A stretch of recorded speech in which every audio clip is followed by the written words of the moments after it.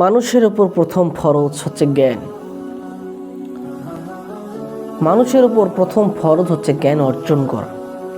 কোরআনের প্রথম অবতীর্ণ আয়াত পড়ো, ইকরা পড়ো, পাঠ করো। দ্বিতীয় ফরজ হচ্ছে আমল। তৃতীয় ফরজ হচ্ছে তাবলীগ বা প্রচার। চতুর্থতম ফরজ হচ্ছে এসব কর্মের পথে ধৈর্য ধারণ।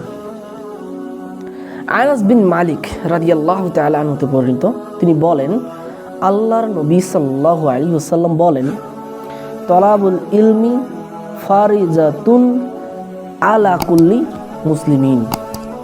জ্ঞান শিক্ষা করা প্রত্যেক মুসলিমের জন্য ফরজ। ইবনে মাজাহ 224 নম্বর হাদিস। এই হাদিস প্রমাণ করছে যে প্রত্যেক মুসলিমের উপর জ্ঞান অর্জন করা, ইলম অর্জন করা ফরজ। ইসলামী শিক্ষা গ্রহণ করা তার জন্য ফরজ। আজকে আমরা এ বিষয়ে কথা বলবো ইনশাআল্লাহ।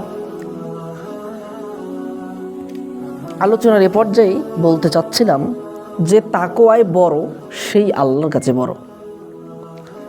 যে তাকওয়ায় বড় সেই কিন্তু আল্লাহর কাছে বড়। আর যার জ্ঞান বড় তার তাকওয়া তত বড়। আল্লাহ সুবহানাহু ওয়া তাআলা জ্ঞানীদের মর্যাদা বৃদ্ধি করেন। এ শিক্ষায় শিক্ষিতরা নবীদের ওয়ারিস।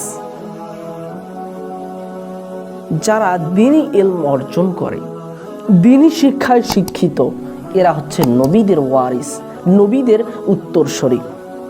সাধারণ মানুষের তুলনায় একজন আলিমের মর্যাদা যেমন সাহাবীদের তুলনায় নবী করিম সাল্লাল্লাহু আলাইহি ওয়াসাল্লামের মর্যাদা। একজন সাধারণ মানুষের তুলনায় একজন আলিমের মর্যাদা তেমন তারকারাজির মাঝে চাঁদের মর্যাদা যেমন। কথা মনে বোঝা যাচ্ছে না? বলছিলাম, একজন সাধারণ মানুষের তুলনায় একজন আলিমের মর্যাদা তেমন নবী করিম সাল্লাল্লাহু আলাইহি সাল্লাম সাহাবীদের উপর যেমন মর্যাদা। শিক্ষা ছাড়া কেউই জ্ঞান, সম্মান, নিপুণতা লাভ করতে পারে না। জ্ঞানেই রয়েছে আনন্দ, নির্জনতার সাথী, জীবনের বন্ধু। জ্ঞান যার নেই তার শক্তি ও সাহস বলতে কিছুই নেই। সবচেয়ে বড় ধনবত্তা হলো জ্ঞান।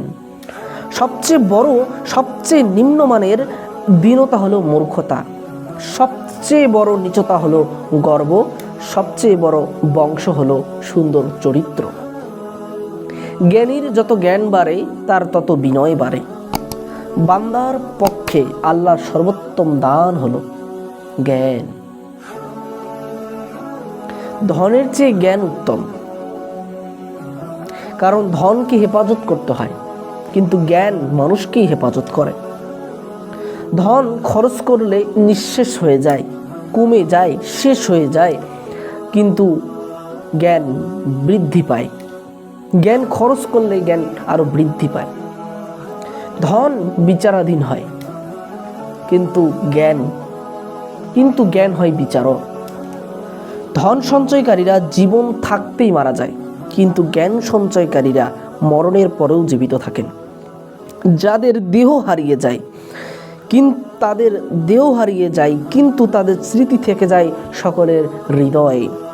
তারা দুনিয়া থেকে হারিয়ে যায়, দুনিয়ায় তারা থাকে না, তাদের দেহ থাকে না, কিন্তু তাদের কাছ থেকে যায় সকলের হৃদয়ে, তাদের জন্য ভালোবাসা থেকে যায়। দ্বীনি আলেমের মর্যাদা। জ্ঞানী ও মূর্খ, জ্ঞানী ও অজ্ঞানীর উদাহরণ হলো চক্ষুমান এবং অন্ধের মতো। যার চোখ আছে এবং যার চোখ নেই। আলো এবং অন্ধকারের মতো, ছায়া এবং রৌদ্রের মতো, জীবিত এবং মৃতের মতো। মহান আল্লাহ সুবহানাহু ওয়া তাআলা সূরা জুমার 9 নম্বর আয়াতে বলেন, যারা জানে এবং যারা জানে না তারা কি সমান? বুদ্ধিমান লোকেরাই কেবল উপদেশ গ্রহণ করে। আল্লাহ সুবহানাহু ওয়া তাআলা বলছেন, যারা জানে আর যারা জানে না তারা কি সমান? জি না, যারা জানে এবং যারা জানে না তারা কখনোই সমান হতে পারে না। তেমনিভাবে আল্লাহ সুবহানাহু ওয়া তাআলা সূরা মুজাদ্দিলাহ 18 নম্বর সূরার 11 নম্বর আয়াতে বলছেন, তোমাদের মধ্যে যারা বিশ্বাস স্থাপন করেছে, যাদেরকে জ্ঞান দান করা হয়েছে, আল্লাহ তাদেরকে বহু মর্যাদায় উন্নত করেছেন, তাদেরকে বহু মর্যাদায় উন্নত করবেন।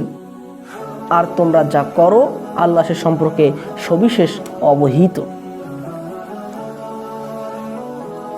আবু উমামা বাহিলি রাদিয়াল্লাহু তাআলা আনহু কর্তৃক বর্ণিত, তিনি বলেন, আল্লাহর নবী সাল্লাল্লাহু আলাইহি ওয়াসাল্লাম বলেন, কে এমন, তিনি বলেন যে রাসূল সাল্লাল্লাহু আলাইহি ওয়াসাল্লামকে এমন দুইজন ব্যক্তি সম্পর্কে বলা হলো যাদের একজন হলো আবেদ, অপরজন হচ্ছে আলেম। তখন তিনি বললেন, আলেমের ফজিলত আবেদের উপর সেই রূপ যেরূপ আমার ফজিলত তোমাদের উপর। সুবহানাল্লাহ, সুবহানাল্লাহ। কথা মনে বোঝা গেল না? রাসূল সাল্লাল্লাহু আলাইহি ওয়াসাল্লামকে জিজ্ঞাসা করা হলো, এমন দুজন ব্যক্তি সম্পর্কে আপনার মন্তব্য কি, আপনি কি মনে করেন? একজন আবেদ এবং একজন আলেম, এই দুজনের মধ্যে কার ফজিলত বেশি, কে শ্রেষ্ঠ বেশি?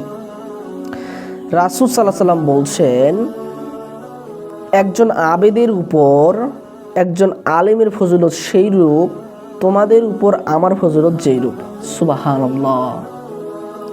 তারপর আল্লাহ রাসূল সাল্লাল্লাহু আলাইহি ওয়াসাল্লাম বললেন, নিশ্চয়ই আল্লাহ এবং তার ফেরেশতাকুল, আসমান জমিনের সকল বাসিন্দা, এমনকি গর্তের মধ্যে পিঁপড়ে এবং পানির মধ্যে মাছ ও মানবমণ্ডলী